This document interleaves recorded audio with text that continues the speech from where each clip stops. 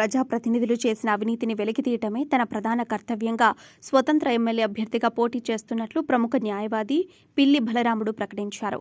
కాకినాడ జిల్లా ప్రత్తిపాడులో ఆయన నివాసంలో ఏర్పాటు చేసిన మీడియా సమావేశంలో మాట్లాడుతూ ప్రత్తిపాడు నియోజకవర్గాన్ని అభివృద్ధి చేయడానికి ప్రణాళికలు సిద్ధం చేసుకున్నానని, ప్రజలు ఆశీర్వదిస్తే అవినీతి లేని పాలన అందిస్తానని పేర్కొన్నారు.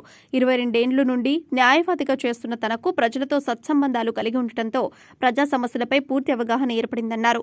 ఫ్యాక్టరీలో 75% స్థానికులకు ఉద్యోగాలు కల్పించాలనే నిబంధనలు ఉన్నా సరే ప్రజాప్రతినిధులు జేబులు నింపుకొని స్థానికులకు అన్యాయం చేస్తున్నారని మండిపడ్డారు. సప్లాన్ ఏరియాలో బినామీ పేర్లతో కొనుగోలు చేసిన భూములని గిరిజనులకి అప్పగించేలా చర్యలు తీసుకుంటానని అన్నారు. రానున్న ఎన్నికల్లో తనను గెలిపించాలని ప్రజలకి మీడియా ద్వారా విజ్ఞప్తి చేశారు. ఈ కార్యక్రమంలో నాయకులు ముడుపుగంటి చిన్నబాబు, మోర్తా తాతారావు, ద్రాక్షారపు సత్తిబాబు తదితరులు పాల్గొన్నారు. ప్రజలకందరికీ కూడా నివేదనతో సమర్పించినది ఏమనగా, నా పేరు పిల్లి బలరాముడు. ఈ ప్రతిపాడు కోర్టు పరిధిలో గత 22 సంవత్సరాలుగా న్యాయవాదిగా కొనసాగుతూ ఈ నియోజకవర్గంలో ఉండేటువంటి అనేకమైనటువంటి ప్రజా వ్యతిరేకమైనటువంటి సంఘటనలు, ప్రజల ఆమోదం లేనటువంటి విషయాలు, ప్రజా సంక్షేమం కానీ ప్రజా అభివృద్ధి కానీ ఈ నియోజకవర్గంలో కనిపించినంత దూరంలో ఉన్నటువంటి పరిస్థితులను చూసి చలించడం జరిగింది. అందులో భాగంగా ఈ నియోజకవర్గంలో గత 1962 సంవత్సరం నుండి ఈ నియోజకవర్గంలో మార్పులు అనేది సంక్షేమ పరంగా కానీ అభివృద్ధి పరంగా కానీ జరగనటువంటి సంఘటనలను చూసి ఈ నియోజకవర్గంలో సహేతుకమైన మార్పు తీసుకురావటానికి ఎవరో ఒకరు పాత్ర తీసుకోవాలి. కాబట్టి ఆ పాత్రను నేను న్యాయవాదిగా తీసుకోవడానికి నిర్ణయించుకొని ఈ నియోజకవర్గంలో స్వతంత్ర అభ్యర్థిగా పోటీ చేయడానికి నిర్ణయించుకోవడం జరిగింది.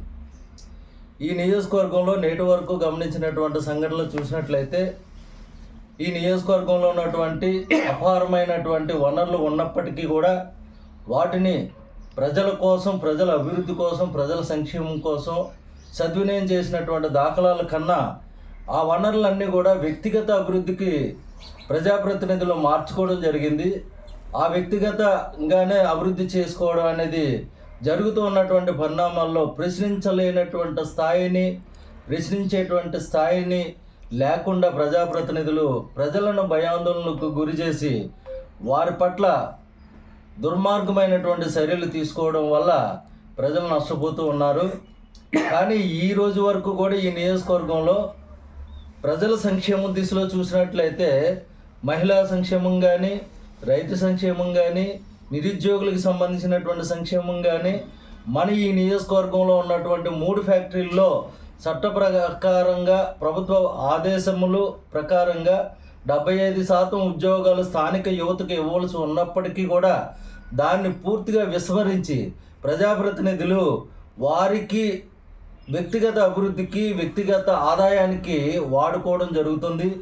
ఈ నియోజకవర్గంలో మహిళల సంక్షేమం గురించి కానీ, రైతు సంక్షేమం గురించి కానీ, నిరుద్యోగ నిర్మూలన గురించి కానీ ప్రజలకు ఈ నియోజకవర్గంలో కేంద్ర రాష్ట్ర ప్రభుత్వాల నుంచి కేటాయించినటువంటి నిధుల్ని సద్వినియోగం చేయడంలో పూర్తిగా ప్రజాప్రతినిధులు విఫలం కావడమే కాకుండా వారి వ్యక్తిగత అభివృద్ధికి మార్చుకోవడం జరిగింది.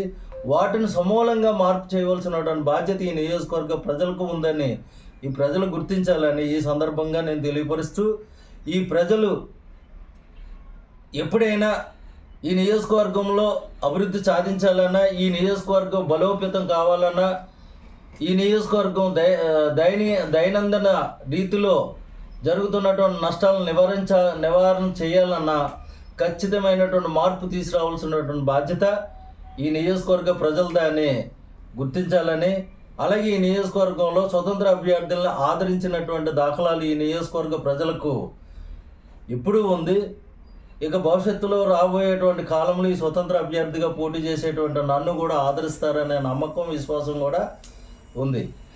ఈ విశ్వాసంతో ప్రజలకు గవర్నమెంట్ ద్వారా వచ్చినటువంటి నిధులు కానీ, సంక్షేమం కానీ ఆయా వర్గాల ప్రజలకి అందజేసి వారి ద్వారానే అభివృద్ధి కార్యక్రమాలు జరిపించడమే కాకుండా కేంద్ర రాష్ట్ర ప్రభుత్వాలు ఇచ్చినటువంటి నిధులన్నింటిలో కూడా ప్రజల ద్వారా సద్వినియోగం చేయడంలో జవాబుదారీగా ఉండడంలో, ప్రజలను భాగస్వామ్యం చేయడంలో పూర్తిగా నిమగ్నం కాబడమే కాకుండా ప్రజల తాలూకా శక్తియుక్తులను, ప్రజల తాలూకా సంక్షేమాన్ని, ప్రజల తాలూకా అభివృద్ధిని ఆశించి వారిలో సహేతుమైనటువంటి మార్పు తీసుకురావడంతో పాటు ఆంధ్రప్రదేశ్ రాష్ట్రంలో